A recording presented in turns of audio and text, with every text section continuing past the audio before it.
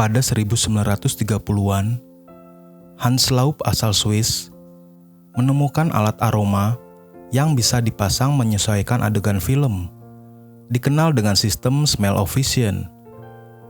Dengan alat itu, ia menemukan cara untuk menghilangkan hawa pengap di aula atau gedung bioskop. Walau sebenarnya, usaha menghadirkan bau di film sudah ada beberapa tahun sebelumnya. Contohnya, pada 1916, bioskop Rivoli di New York, Amerika Serikat, dilengkapi dengan alat pemompa aroma ke dalam gedung bioskop saat pemutaran film pendek Story of Flowers. Lalu, pada 1929, selama pemutaran film Lilac Time di bioskop Fenway di Boston, manajer gedung bioskop itu menuangkan setengah liter parfum ke dalam sebuah ruang ventilasi, sehingga penonton mencium aroma saat judul film itu muncul. Di akhir 1930-an, Hans diutus pemerintah Swiss ke pameran dunia di New York untuk memperlihatkan sebuah film dengan alat bau-bauannya. Setelah pameran itu, beberapa stasiun televisi Amerika lantas mengajaknya menerapkan proses bau-bauan itu di televisi. Namun, karena masih dianggap sulit, ia menolaknya. Kemudian, tahun 1958, seorang pengusaha film asal Amerika, Michael Todd Jr., mengajaknya bekerja sama untuk mencoba alat itu di dua gedung bioskop besar miliknya, yaitu di Chicago dan Los Angeles. Alat tersebut dicoba di film Skein of Mystery. Proses kerja alat itu menggunakan arus listrik. Bentuk alatnya serupa panci cetakan kue tak tertutup dari bahan baja.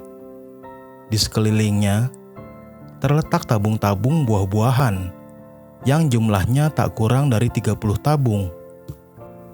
Setiap tabung mengandung aroma tertentu sebanyak 400 cc.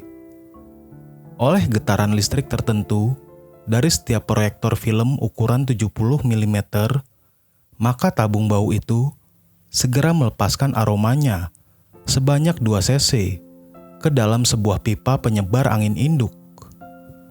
Dari pipa penyebar induk, secara otomatis tersalur ke pipa-pipa plastik berukuran antara setengah sampai 1 inci berwarna hitam yang menyalurkan ke tabung-tabung penyebar bau di antara tiap kursi penonton. Tabung-tabung ini berukuran 3/4 inci dan panjangnya 18 inci. Secara otomatis akan berubah aroma bila adegan berikutnya memperlihatkan sesuatu yang beraroma lain. Tabung aroma itu dapat dipakai untuk 1.800 pemutaran film.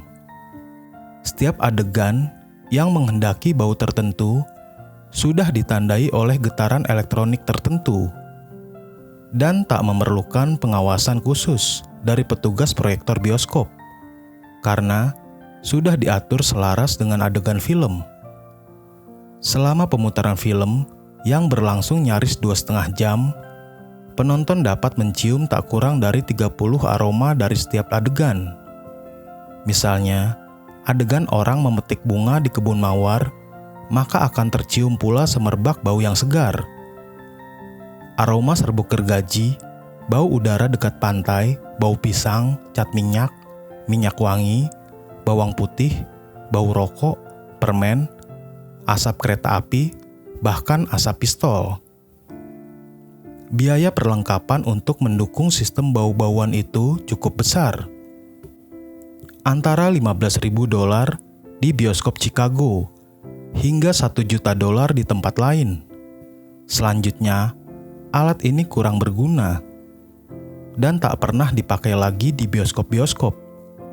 Selain masalah biaya, penyebabnya kendala teknis. Pertama, aroma yang dilepaskan dengan suara mendesis sangat mengganggu. Kedua, penonton mengeluh aroma yang sampai ke mereka terlambat beberapa detik usai adegan tampil di layar. Ketiga, baunya terlalu samar, menyebabkan penonton mengendus dengan keras untuk menangkap aroma. Meski persoalan teknis itu berusaha diperbaiki, namun ulasan negatif dari mulut ke mulut sudah terlanjur menyebar. Sebuah survei pembaca di majalah Time tahun 2000 memasukkan smell of vision dalam 100 ide terburuk sepanjang masa. Sang penemu, yakni Hans Laub sendiri, meninggal di New York, Amerika Serikat pada 1976.